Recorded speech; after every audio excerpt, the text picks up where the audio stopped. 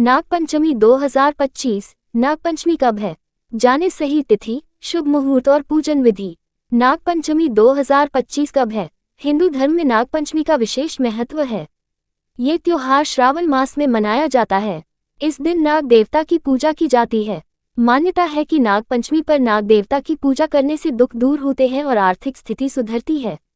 इस साल नागपंचमी पर शुभ योग भी बन रहे हैं, जिससे ये दिन बेहद खास रहने वाला है। नागपंचमी पूजा विधि। हिंदू धर्म में नागपंचमी के त्योहार का बहुत खास महत्व होता है। श्रावण मास के शुक्ल पक्ष की पंचमी तिथि को नागपंचमी मनाई जाती है। वहीं कुछ जगहों पर नागपंचमी सावन मास के कृष्ण पक्ष की पंचमी तिथि पर भी मनाई जाती है।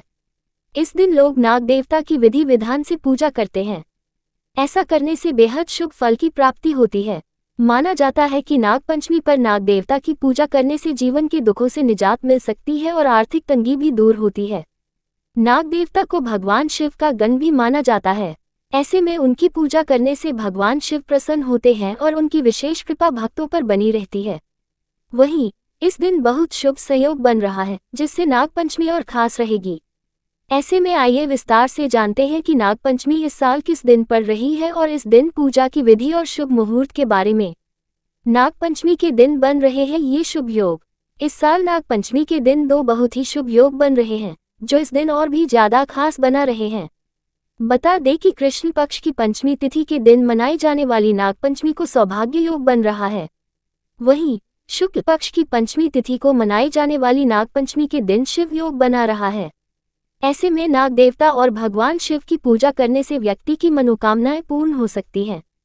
इस बार कब है नागपंचमी, जानिए तारीख और कारण। नागपंचमी 2025 में तिथि को लेकर मतभेद है। पंचमी तिथि 28 जुलाई को दोपहर 12:40 से शुरू होकर 29 जुलाई दोपहर 3:15 बजे तक रहेगी। चूंकि धार्मिक मान्यता के अनुसार पूजा दिन में की जानी चाहिए, इसलिए अधिकतर जगहों पर 29 जुलाई को नागपंचमी मनाई जाएगी। पूजा विधि। कैसे करें नाग देवता की पूजा। नागपंचमी के दिन सुबह स्नान कर घर के मुख्य द्वार, पूजा स्थान या दीवार पर नाग का चित्र बनाएं या मूर्ति रखें। हल्दी, चावल, दूध, कुशा, पुष्प और दूर्वा से नाग देवता की पूजा करें। कच्चे दूध से नागों का अभिषेक करें। ओम नमः नागाय मंत्र का जाप करें। फिर घर के सभी सदस्य नागपंचमी की कथा सुने और व्रत रखें। इस दिन जमीन खुदाई, पेड़ पौधे काटना और सांपों को नुकसान पहुंचाना वर्जित होता है। पर्यावरण के प्रति श्रद्धा और संवेदनशीलता का संदेश देता है ये पर्व।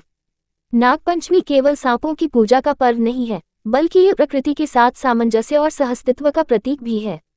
खासकर ग्रामीण और कृषि आधारित समाज में इसे विशेष सम्मान के साथ मनाया जाता है। मान्यता है कि नाग देवता न केवल धरती की रक्षा करते हैं, बल्कि वर्षा और भूमि की उर्वरता से भी उनका गहरा संबंध है। ये पर्व हमें पर्यावरण के प्रति श्रद्धा और संवेदनशीलता का संदेश देता है। जरूर करें ये काम। नागपंचमी के दिन नाग देवता के साथ साथ शिव जी की आराधना करना भी काफी शुभ माना जाता है। ऐसे में इस दिन पर शिवलिंग का कच्चे दूध से अभिषेक करना चाहिए। इसी के साथ नागपंचमी के दिन जरूरतमंदों को दान आदि करना भी काफी शुभ माना गया है। अगर किसी व्यक्ति को कालसर्प दोष सता रहा है, तो इसके लिए उन्हें नागपंचमी के दिन नाग देवता की पूजा अर्चना करनी चाहिए और उनके मंत्रों का जप करना चाहिए। इससे आपको कालसर्प दोष से राहत मिल सकती है। नागपंचमी पूजा मंत्र। सवे नागाः प्रियंता मे ये केचित् पृथ्वीतले, ये च हलिमृचिस्थायेन्तरे दिवि संस्थिताः, ये नदीषु महानागा ये सरस्वतीगामिनः, ये च वापितद्गेषु तेषु सर्वेषु वै नमः। 2 ओम भुजंगेशाय विद्महे सर्पराजाय धीमहि तन्नो नाग प्रचोदयात्। 3 ओम नगपति नमः, ओम व्याल नमः, ओम अहि नमः, ओम विष्धर नमः, ओम शैल नमः, ओम भूधर नमः, ओम सर्पाय नमः। नागपंचमी की पौराणिक कहानी से जाने इस दिन का महत्व। नागपंचमी की व्रत कथा। प्राचीन काल में एक सेठ जी के 7 पुत्र थे और 7 के विवाह हो चुके थे।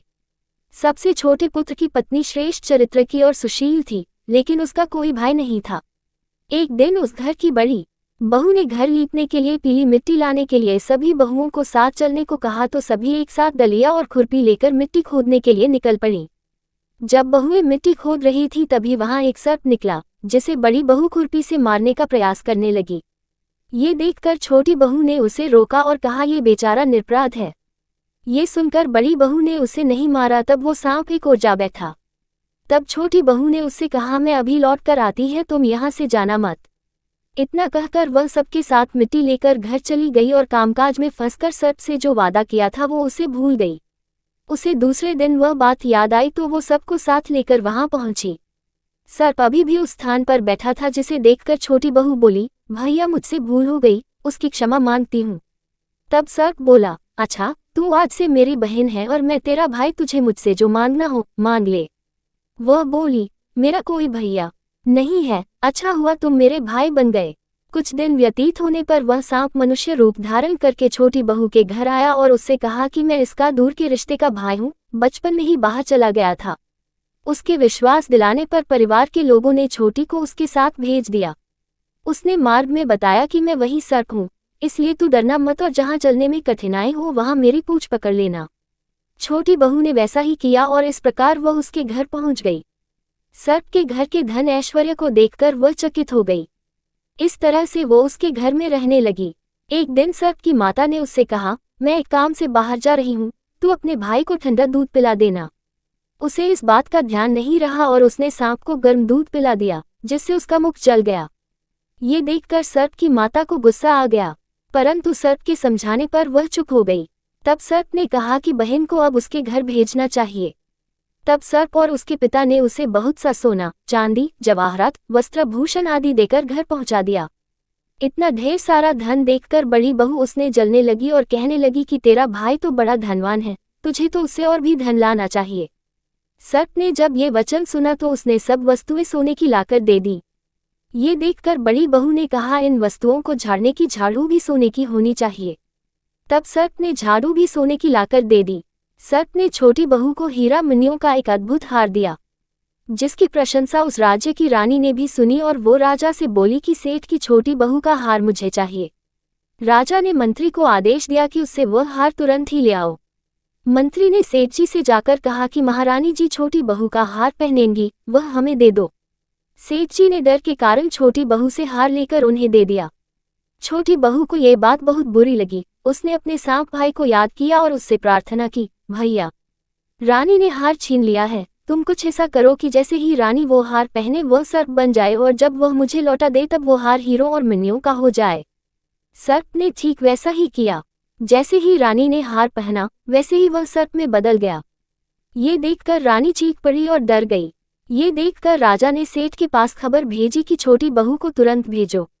सेठ जी स्वयं छोटी बहू को लेकर राजा के दरबार में उपस्थित हुए। राजा ने छोटी बहू से इसका कारण पूछा तो वह बोली, राजन धृष्टता क्षमा कीजिए, ये हार ही ऐसा है कि मेरे गले में हीरों और मणियों का रहता है और अगर इसे कोई और पहनता है तो ये उसके गले में सर्प बन जाता है। छोटी बहू ने जैसे ही उसे पहना वैसे ही हीरो मणियों का हो गया। ये देखकर राजा ने प्रसन्न होकर उसे बहुत सी मुद्राएं भी पुरस्कार दिया। उसके धन को देखकर बड़ी बहू ने ईर्ष्या से उसके पति को उसके विरुद्ध भड़काया, जिस कारणवश पति ने अपनी पत्नी के आचरण पर शक किया। तब वह स्त्री फिर से अपने सर्प भाई को याद करने लगी। उसी समय सर्प ने प्रकट होकर कहा, यदि मेरी धर्म बहन के आचरण पर किसी ने संदेह प्रकट किया तो मैं उसे खा लूंगा। ये सुनकर छोटी बहू का पति बहुत प्रसन्न हुआ और उसने सर्प देवता का सत्कार किया। कहते हैं उसी दिन से नाग पंचमी का त्योहार मनाया जाता है और स्त्रियां सांप को भाई मानकर उसकी पूजा करने लगीं।